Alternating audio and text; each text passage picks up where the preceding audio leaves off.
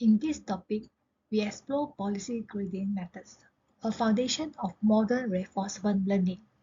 We start with the basis of policy gradient theorem, move on to algorithms like reinforce and actor critic, discuss optimization techniques like trust region policy optimization or TRPO, and proximal policy optimization or PPO, and finally see how these methods apply to the robotics control system.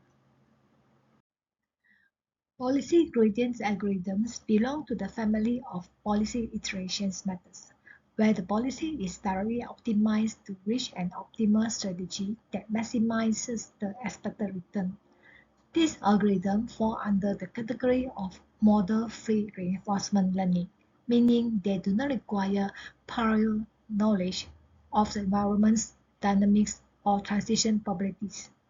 Policy gradient methods are a class of reinforcement learning algorithms that optimize the policy directly by adjusting its parameter to maximize the expected cumulative reward. Unlike value-based methods, example Q-learning, which estimate the value of action and choose the best one accordingly, these policy gradient methods learn a probability distributions over actions and update the policy based on that distributions. This approach makes them particularly effective in environments with continuously action spaces or high-dimensional control tasks. The policy gradient theorem establishes a framework for optimizing policy parameters by directly computing the gradient of the expected cumulative reward with respect to the policy. It shows that the gradient of the objective functions j theta or expected return can be expressed in this formula. So that is the gradients of j with respect to theta is proportional to the expected value under the policy pi theta of the sum from t equals 0 to t of the gradients with respect to the theta of the log of pi theta of action t given state t multiplied by the advantage functions a of state t and action t.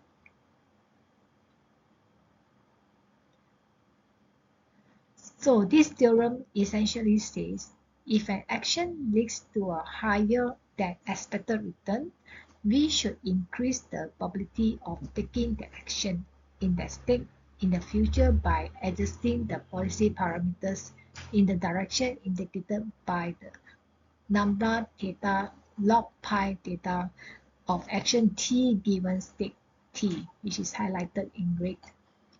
Conversely, if an action leads to a lower than expected return, we should decrease the probability of taking the action. Policy gradient methods are useful because they work well in environments with continuous action and stochastic behaviors. The methods enables an AI agent to learn optimal actions in provided environment through direct policy optimization, making them well suited for games like this example, Flappy Bird. Unlike the value-based methods, it does not rely on estimating a value function, making it particularly well suited for certain applications such as video games. One such as this example given here, Game AI, where we can explore how an agent learns to play Flappy Bird using policy gradient methods. Flappy Bird is a yet challenging game in which the player can control a bird uh, will try to fly through the gaps between the pipes.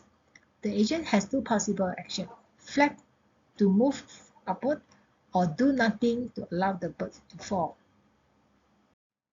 In Flappy Bird's games, the AI agent learns by mapping the game states such as bird position, velocity, and bite gaps to actions probabilities.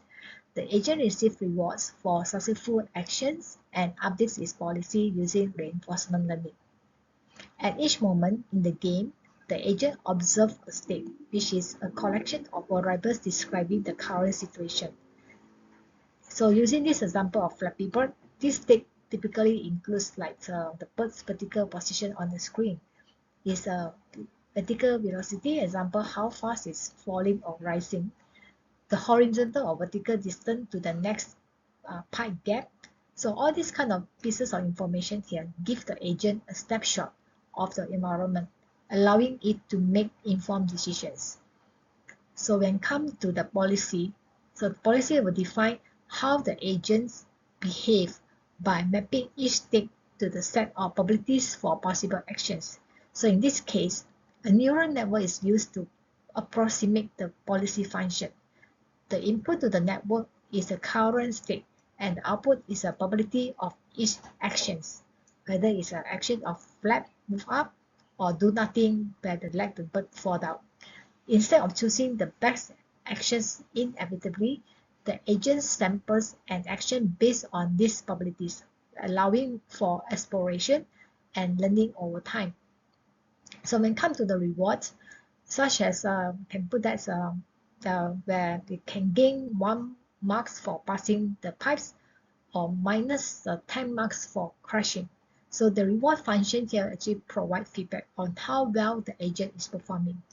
The agent could receive a positive reward, which is a +1 for successful passing through a set of pipes. Encouraging that will be encourage them to survive and progress. A negative reward, example like -10, is given when the bird crashes into the pipe or to the ground, and this actually discouraging poor actions. So this reward signal helps the agent learn which action lead to a long-term success and which one should be avoided. When come to the learning stage, where I can adjust a policy using the reward signal. So during this time of the training, the agents uses the policy gradient theorem to adjust the neural network's parameters. Example is weight based on the received rewards. So the key idea is to increase the probability of action that led to a higher rewards and decrease the probability of action that resulted in a low or negative rewards. So this typically done using a gradient ascent on the expected reward, which allow the agent to gradually improve its policy over time and become better at the game. Reinforcement learning involves an agent learning to make decisions by performing actions in an environment to maximize some notion of cumulative reward. The reinforced algorithm is a type of policy gradient method in reinforcement learning. The policy is a strategy that the agent uses to decide action based on the current state. It can be a deterministic or stochastic.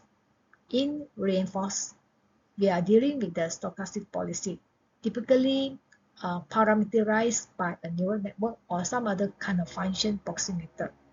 The parameters of this policy are adjusted to maximize the expected reward. So this reinforcement algorithm is one of the earliest policy gradient algorithms. The core concept is using Monte Carlo rollout to estimate the expected return. Monte Carlo methods involve running complete episodes to collect rewards and then using those to update the policy. So in reinforced, at each episode, we calculate the return or the sum of reward from each time step onwards, and then adjust the policy parameters to favor action that led to the higher returns. About the concept of a reinforced algorithm, it refers to the policy of that denoted by this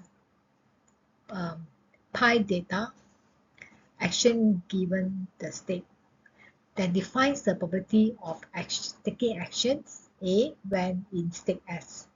So this policy is parameterized by data, a set of parameters, often the weights of a neural network. The key idea in policy-based reinforcement learning is to directly learn this policy. In other words, is to learn the best way to choose action by adjusting the data based on the rewards we receive. So the goal here is to maximize the expected cumulative reward. So we express this goal using an objective function. Okay, J data, which represent the expected return. J of data equals the expected value over trajectories tau, sample from policy pi data of the sum from t equals 0 to capital T of gamma to the power t times r sub t. So where tau is a trajectory or an episode, there's a sequence of state, actions, and rewards like S0, A0, R0, and so forth. The gamma is the discount factor, which helps us weight immediate rewards more heavily than futures ones. So we're trying to tune the data such that the agent follows trajectories that maximize this expected sum of discounted rewards. Reinforce estimate the gradient using Monte Carlo sampling or complete trajectories and updates the policy via gradient lesson. Here is a basic reinforced algorithm step. First, initialize the policy parameters data randomly. Second, generate an episode by following the current policy pi data. Third, for each time step t in the episode, compute the return g, that is the sum of discounted rewards from t onwards. Fourth, compute the gradient for each time step, where the gradients of j with respect to data is approximately 1 over n times the sum over trajectory tau of the sum from the t equals to 0 to capital T of g times data log pi data of action A given the state, where n is the number of trajectories. Fifth, update the parameters data by adding the gradient multiplied by a learning rate. Reinforced algorithm optimizes a policy directly by estimating the gradient of expected rewards with respect to policy parameters. Here are some of the key applications of reinforced. First is the classic control task like cup pull. Here, reinforced learns policy to balance a pole or swing up a pendulum. Second, reinforced can train agents on Pong or board games, especially when combined with neural networks. Robotics and continuous control. So this is a most exciting uses where reinforced help robotic arms grabs the objects or teaches simulated robots to walk around. Beyond all those physical tasks, reinforced also optimizes language models. For example, in text generation such as a GPT, it tricks the generator has a policy and uses the rewards like sentiment or human feedback to guide the learning. So the model samples full sequences, gets a reward, and updates its parameter to increase the likelihood of good outputs. So this is normally used in the summarizations, translation, dialogue system, and creative writing tasks. Next is about can be applied in finance, like reinforcement learning can be applied to algorithm trading by using reward signal to maximize the profit. So whilst in like healthcare, it can be used to learn personalized treatments policy by analyzing the patient's outcomes.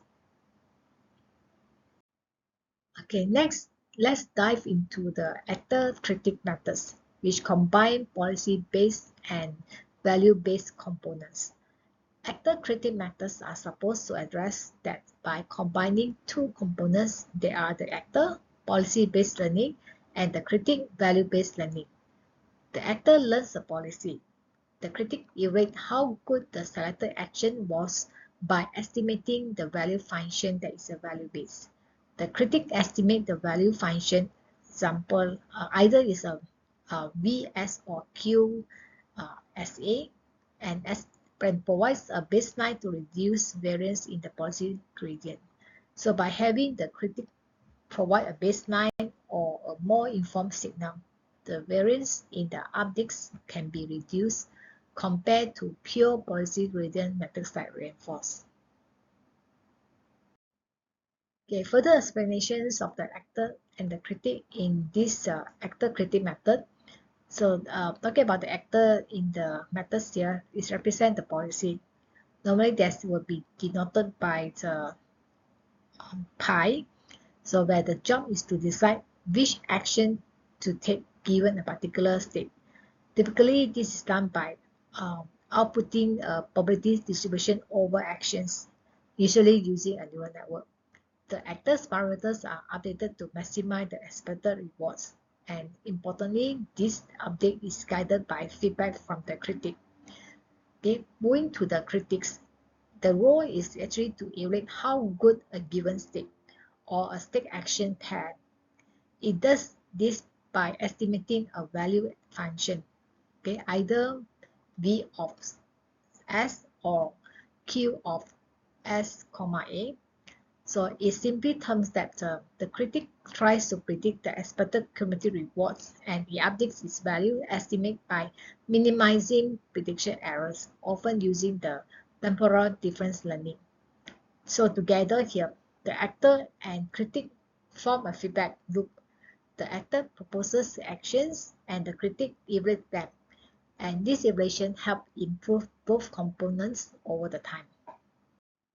Here is a breakdown of how the actor-critic methods work. The actors select an action based on current policy and the environment responds with a new state and reward. The critic evaluates this state or state action pair and predicts future reward. The advantage function calculates how much better the current actions is compared to the average, guiding both the actor and critic in improving their performance. Once the advantage is computed, so the actor updates the policy based on this feedback, increasing the likelihood of action with positive advantage and decreasing the others. So meanwhile, the critic refines its value estimate by minimizing predictions errors. So this iterative process continues to refine both the actor decisions and the critic value predictions. There are several popular variants of the actor-critic method. The advantage character critic or A to C synchronizes updates from multiple agents. The asynchronous advantage actor critic or A3C allows agents to explore asynchronously, improving training speed and data diversity. Lastly, the soft actor critics or SAC includes entropy regularizations, promoting explorations by maximizing both rewards and policy stochasticity. Actor-critic methods have a wide range of applications. In robotics, they are used for continuous control tasks such as robotic arm manipulation. In games playing, actor-critic methods have been employed to master complex games like Dota 2 and StarCraft 2. Additionally, they apply in autonomous systems like self-driving cars that need to navigate dynamic environments. Consider training a robot to walk. Here, the actor decides joint movements such as applying torque to the legs, while the critic evaluates the stability and efficiency of each movement. Through trial and error, the robot tries different movements, and the critic scores based on the balance and forward progress. The actor then adjusts his policy to favor the high-scoring actions. Weaknesses of the policy gradient methods like reinforce are high variance, instability, and sensitive learning rates. To overcome this, more sophisticated optimization strategies, policy optimization, would like to adjust the parameters of a policy to increase the likelihood of high reward actions. However, the large policy updates can destabilize the training. So to address this, methods like the Trans-Region Policy Optimizations (TRPO) and Proximal Policy Optimization constrain policy updates to ensure stability. Policy optimization methods are the class of policy gradient algorithms that aim to directly optimize the parameter of a policy by improving the expected cumulative reward. Unlike value-based methods like Q-learning, it is focused on improving a parameterized policy. Okay, take a look at trust region policy optimizations, as this is an advanced policy optimization algorithm in reinforcement learning. TRPO address a key issue in policy updates. So when we take the large step in policy space, it can lead to the performance collapse. So this objective function can be expressed as in the context of PPO, which is built upon the TRPO, has the expectations over the ratio of the new policy, pi data, action given the state, okay, to the old policy, pi data, action given the state, okay, multiplied by the estimate of the advantage function um, A of the state and actions.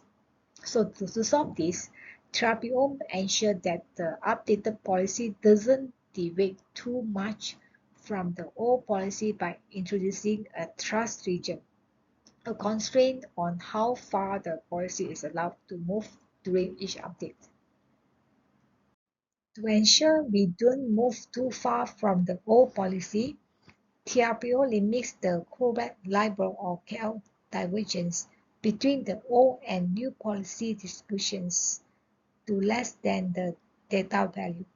Typically, the data is a very small value like 0.01 is to keep the updates conservatively and safe.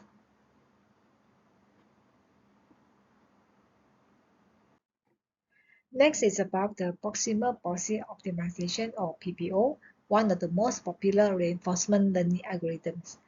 PPO was developed to address the complexity and computational cost of TRPO while still preserving stable and reliable policy updates.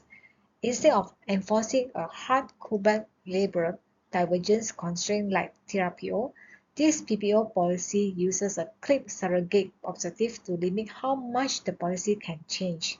So this limits the algorithm much simpler and more efficient as it enables the use of the first-order optimization methods. So let's break down the core objective. Here the PPO uses the following clip objective functions, where the R theta is the probability ratio between the new and old policy. This ratio tells us how the likelihood of taking action A in state S has changed after updating the policy.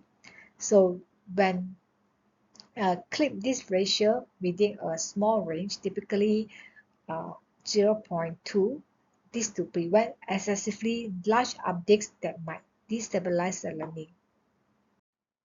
Okay, now let's compare policy gradient methods, factor treating methods, and policy optimization techniques like TRPO and PPO in the context of training a robot to walk.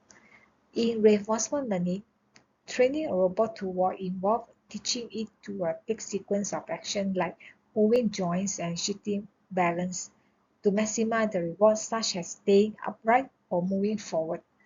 Policy gradient methods like reinforce work by letting the robot try random walking movement, collecting rewards, and then adjusting its walking policy directly based on which movement led to higher rewards. For example, if a robot stumbles a few steps forward, it increases the likelihood of making similar movement in the future, even though um, the particular learning is slow and noisy. Actor critic methods improve this by introducing a critic network that evaluates how good each movement is, giving the robot faster, more reliable feedback. For example, when the robot takes a step that improves balance, the critic can immediately guide the actor to favor that movement. Trust Region Policy Optimizations (TRPO) is an advanced policy gradient method designed to make stable and consistent policy updates in reinforcement learning. TRAPPIO constrain policy changes to stay within trust region, ensuring gradual and safe improvement. TRPO optimize the policy under KL divergence constraint, which measure how much the new policy deviates from the old one. Here summarizing the step in training using the TRPO methods. First, collect trajectories to gather experience from the robot's current walking behavior.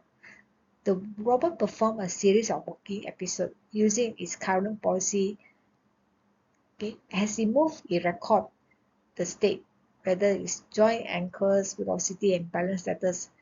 Then they also recording the action of the motor command issued at each step, recording the rewards. Okay, there's a giving signals indicating the walking quality, example for forward distance, energy efficiency, all this. So when it comes to the second, we will estimate the advantageous objective is to evaluate how much better or worse each action was compared to the average. So this will compute the advantage function. Okay, this actually tells us that if advantage function is more than 0, the action was better than expected. So this is a reinforce it. If the advantage function is less than 0, then the action was worse, and this have to avoid of repeating it. Third, compute policy update to improve the working policy. So we now want to to adjust the robot's policy parameters data to improve the report. So we also need to constrain the update to ensure the new policy is not too different from the old one. So then we do this by keeping the KL divergence between the policy below the threshold value. So using this conjugate gradient descent or smart optimization method to find the optimal update while staying efficient and respecting the constraint. The last one is the enforced trust region to double check that the new policy remains within the safe trust region.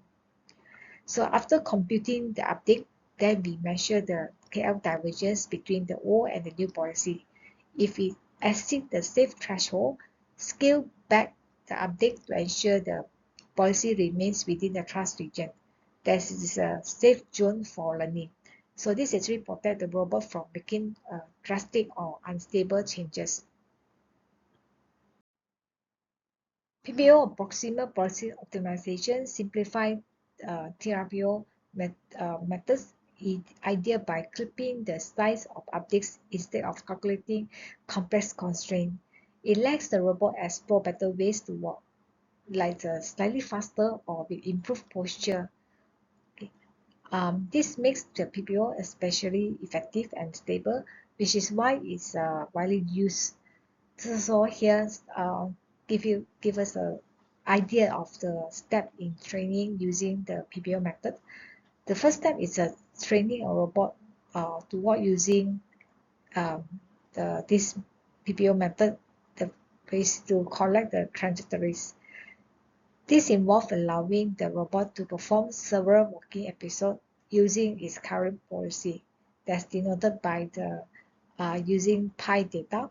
So during each episode here, the robot logs important information such as like its state, okay, the action it takes, the resulting rewards, and the log probabilities of the action under the current policy. So this collected data will be has the robust experience and form the foundation for learning and improving its working behavior. So the second step is to estimate the advantages. It means to evaluating how beneficial each action was in a given state. So this is done by calculating the advantage function. Okay, A for the advantage function A of a state and actions. Okay, so this which actually measure the difference between the action actual return and the expected value of the state. A positive advantage indicates a good action, which is worth to be reinforced, while the negative one suggests the opposite. So the third step here is to optimize the policy using a clip surrogate objective. Using these methods, the people seeking to update the policy in a way that improve performance but prevent drastic changes. It does this by maximizing these objective functions. Okay, that is the probability ratio between the new and the old policy. So the clipping mechanism purpose is to ensure that the ratio does not deviate too much from one. For example, that's effectively limiting how far the new policy can move from the old one in a single update. So this technique prevents overly large updates and also maintain training stability, and as well as to ensure that the robots learn walking the behavior in a gradual refined manner. Then the final step is to enhance the training efficiency by repeating the updates process over multiple epochs or mini batches. So here the method divide the data into a smaller mini batches, and then they perform several epochs of optimization on the same dataset. So this allows algorithm to extract more learning signal from each trajectory, then improving sample efficiency. It also support the best training, which is a computational, more efficient and stable.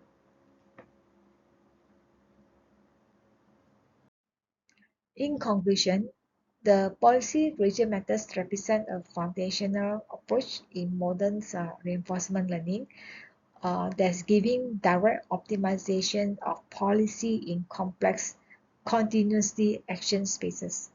So through the key algorithms like reinforced and actor predict, the agent can iteratively refine their behavior based on reward signal, enable effective learning in a very dynamic environment like video games and robotic control.